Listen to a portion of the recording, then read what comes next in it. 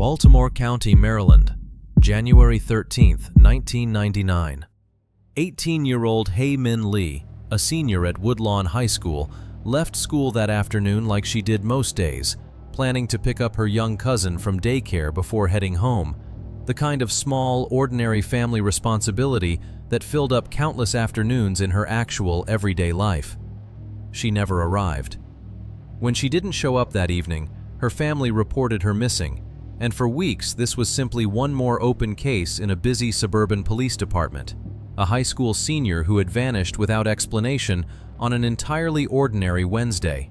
The kind of case that, in a different outcome, might have resolved itself within days with some unremarkable explanation.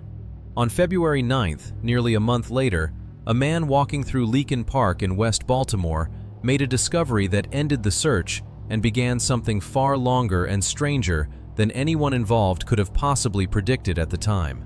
Hae Min Lee's body was found buried in a shallow, hastily dug grave tucked into a wooded stretch of the park, far enough off any regular path that finding her at all required a genuine, unlucky coincidence.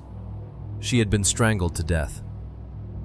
Before we go any further into the investigation, and eventually into the extraordinary, decades-long legal saga that followed, I want you to understand who Hae actually was, because this case would eventually become so consumed by podcasts, appeals, and procedural arguments that the 18-year-old girl at the center of it can get lost entirely underneath all of it.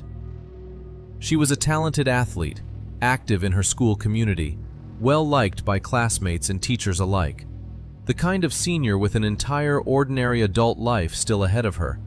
College applications, a driver's license barely broken in, a future that existed only as a set of half-formed plans, the way it does for every 18-year-old on the edge of finishing high school. Friends who knew her described her as warm, ambitious, and generally full of the specific kind of forward-looking energy that seniors carry in their final months of high school, already half imagining a life beyond the hallways they'd spent 4 years walking. She and a fellow student named Adnan Syed had dated for roughly a year before breaking up sometime before her disappearance. An ordinary teenage relationship that ended the way so many high school relationships end, without anyone around them imagining it would ever become relevant to a murder investigation, let alone one that would eventually be dissected by millions of strangers decades later. Detectives focused on Adnan Syed relatively quickly. Investigators built a case centered on a specific piece of testimony. A classmate and sometime friend of Adnan's named Jay Wilds told police that Adnan had confided in him about killing Hae, and that he, Jay, had personally helped bury her body afterward. Prosecutors paired that testimony with cell phone records, which they argued placed Adnan's phone in the vicinity of Leakin Park around the time of the burial. Records that would themselves become one of the most heavily scrutinized pieces of evidence in the entire case years later. Adnan's first trial ended in a mistrial after the judge and defense attorney had a heated exchange in front of the jury. In a second trial, in February of 2000, a jury convicted him of first-degree murder, along with related charges of robbery, kidnapping, and false imprisonment. He was 17 years old at the time of Hae's death. He was sentenced to life in prison, plus 30 years, and for more than a decade after that, this looked, to almost everyone outside a small circle of Adnan's own family and friends, like a closed case. A jealous ex-boyfriend, convicted on solid testimony and phone records, serving the sentence a jury had decided he deserved. That perception changed almost entirely in 2014, when a journalist named Sarah Koenig, working with the producers of the radio program This American Life, launched a spin-off podcast called Serial, built entirely around a single season revisiting Adnan Syed's case in exhaustive, episode-by-episode detail. Koenig had no prior connection to the case and made no claim at the outset that Adnan was innocent. What she did was something considerably rarer in journalism at the time. She walked, publicly, through every piece of evidence, every inconsistency, every unresolved question, in real time, over the course of 12 episodes, inviting an enormous global audience to sit with genuine uncertainty rather than a clean, pre-packaged conclusion, narrating her own shifting doubts and reconsiderations as they happened, rather than presenting a finished, tidy verdict from the outset. Serial became a genuine cultural phenomenon, downloaded and discussed by tens of millions of people worldwide, widely credited with helping launch the entire modern true crime podcast genre as we now know it, a format that has since produced hundreds of imitators, but rarely, if ever, matched its original cultural impact. Adnan Syed, a name that had meant essentially nothing outside Baltimore County for 15 years, became one of the most discussed criminal defendants in the country, his face and case history suddenly familiar to strangers on every continent. I think it's worth pausing on exactly what Serial actually did to this case, because it's genuinely unusual. It didn't uncover new physical evidence in any dramatic, single-episode reveal. What it did was slow an entire true crime audience down enough to notice details that had existed in the public record the whole time. Unreliable seeming inconsistencies in Jay Wilds' own account across multiple police interviews. Details that shifted noticeably each time he was asked to repeat them. Questions about the reliability of the cell tower evidence used at trial. Technology that even prosecutors would later acknowledge wasn't fully understood by anyone involved at the time it was originally presented to the jury.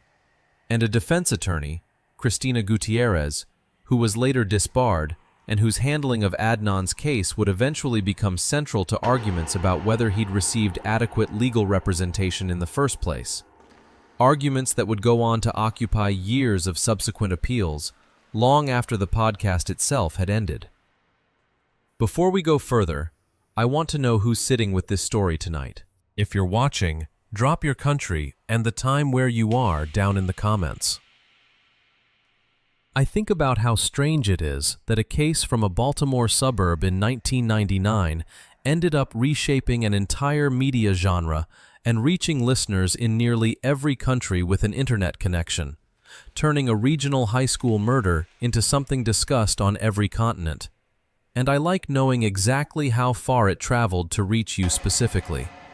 Just your country and your time. And then, let's get into what happened legally after Serial's audience started asking the same questions the show had raised. Because what followed is one of the most genuinely tangled, back-and-forth legal sagas this channel has ever had to untangle.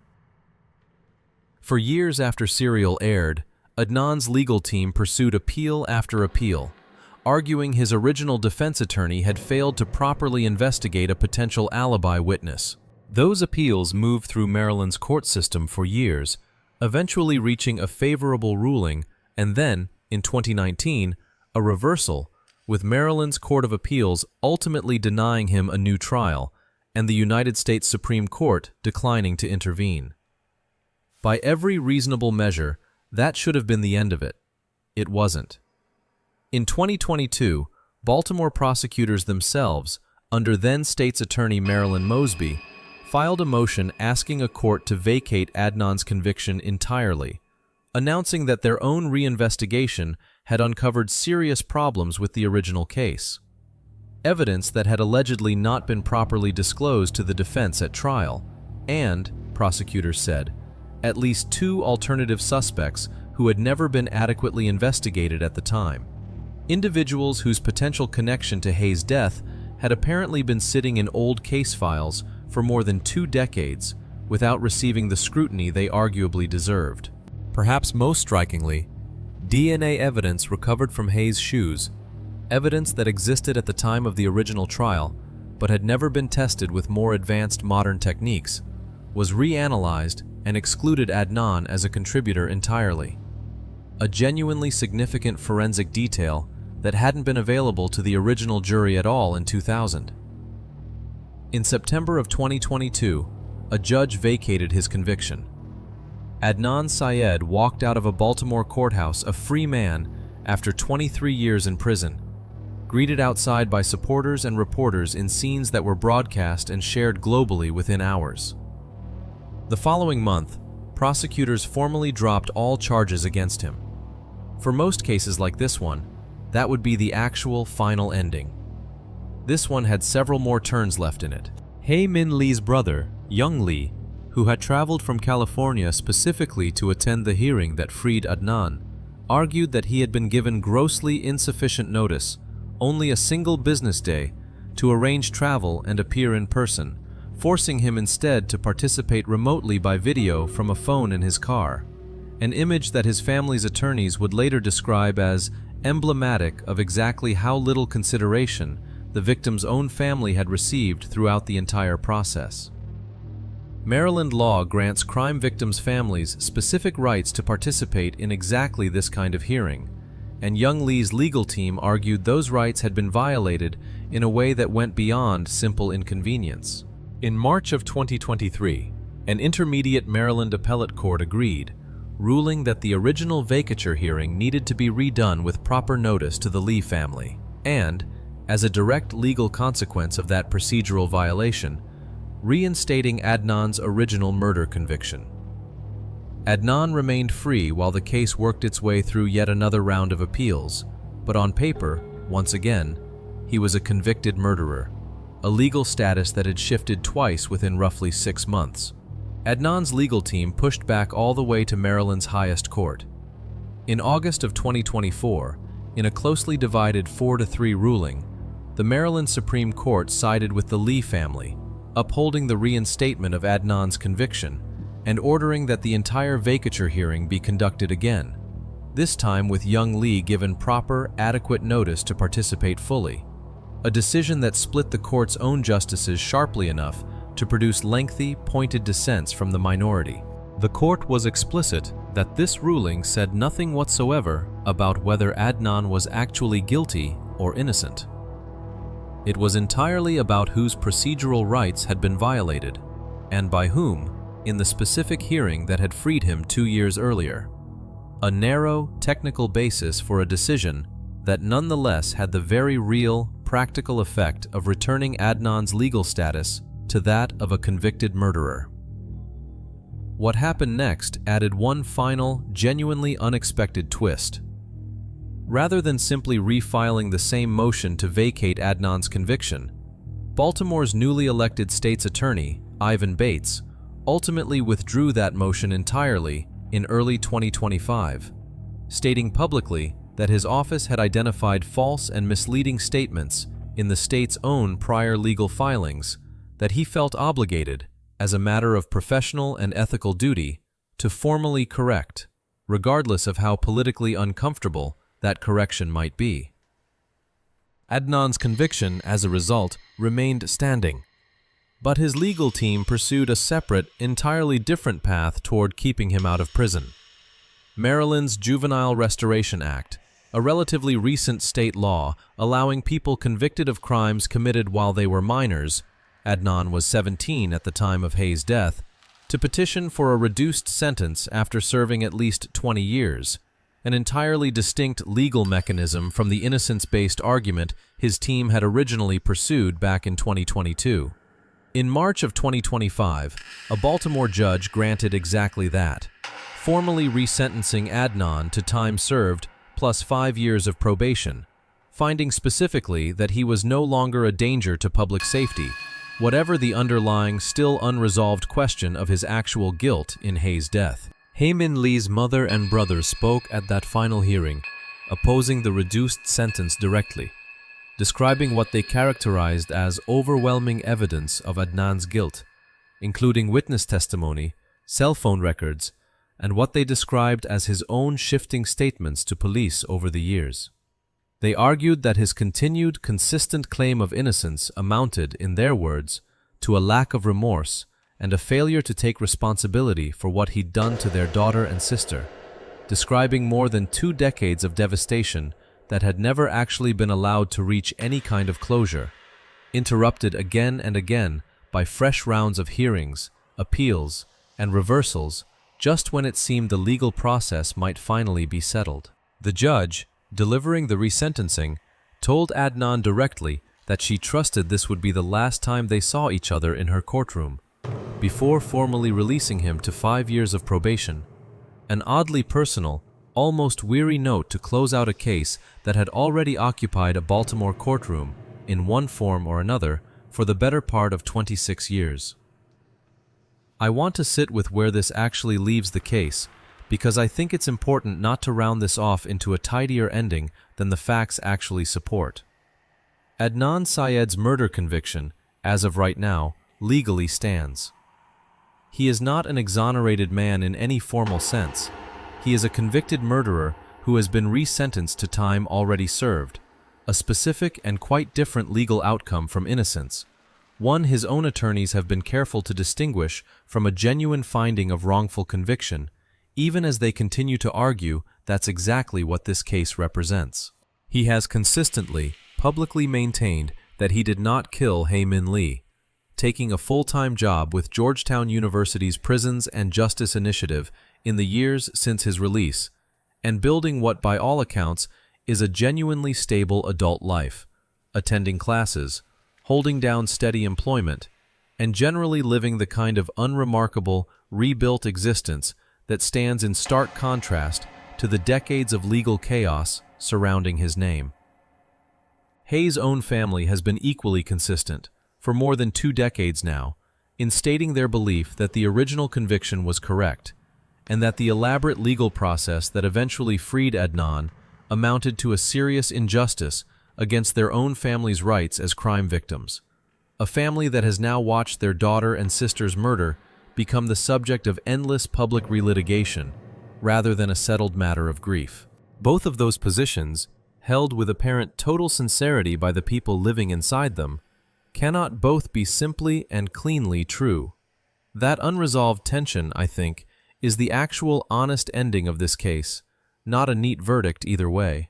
There is something specifically strange about a case that became this famous, not because new forensic technology cracked it open, and not because a killer finally confessed, but because a piece of narrative journalism slowed an entire global audience down enough to sit with genuine uncertainty for 12 episodes. Serial didn't solve this case. If anything, more than a decade later, it's arguably less definitively solved, in the sense of a single, universally accepted answer, than it appeared to be the day the original jury delivered its verdict in 2000. What it did was force an entire country to reckon, in real time, with how uncomfortable that kind of genuine, unresolved uncertainty actually feels, particularly when it's attached to a real 18-year-old girl who never got the chance to grow older than that, and a real family that has now spent more than 25 years watching her case become, for millions of strangers, an object of fascination rather than the specific, singular tragedy it always actually was for them. Hae Min Lee was 18 years old. She left school on an ordinary Wednesday afternoon, planning to pick up a young cousin from daycare, and never arrived anywhere else again. Her case has been investigated, tried, appealed, podcasted, vacated, reinstated, and resentenced. More legal and cultural turns than almost any case this channel has ever covered. And even now, more than 26 years later, the single most basic question at its center, exactly what happened to her and exactly who is responsible, remains, as a matter of settled public fact, genuinely contested. Millions of people around the world know her name today, not primarily because of who she was in life, but because of a podcast that turned the unresolved uncertainty around her death into a global cultural moment. A strange, uncomfortable kind of fame for a family that would almost certainly have preferred simple, quiet closure instead. Rest in peace, Hae Min Lee. See you in the next case.